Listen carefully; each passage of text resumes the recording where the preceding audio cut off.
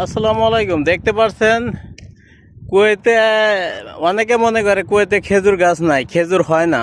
না, কুয়েতেও খেজুর গাছ আছে, খেজুর হয়, কিন্তু এটা কুয়েতি মন্তাগা, মানে কুয়েতি বাসা যে আর এরিয়া হে এরিয়া হয়তো রাস্তা দিয়ে টুকটাক করে টুকটাক গাছ আছে। আর বাগান হয়েছে মরুভূমিতে। মরুভূমি অনেক জায়গা নিয়ে হয়তো বাগান হয়। সেটা কিন্তু দেখেন, এই যে খেজুর গাছগুলো মরে যাচ্ছে, পাতাগুলো মরে যাচ্ছে, এটা দেখতে পাচ্ছেন। পাতাগুলো মরে যাচ্ছে হয়তো গরম, কুয়েতে প্রচুর গরম, গরমের কারণে হয়তো পানিরও কিছুটা সংকট, এই কারণে এই দেখেন পাতাগুলো মরে যাচ্ছে।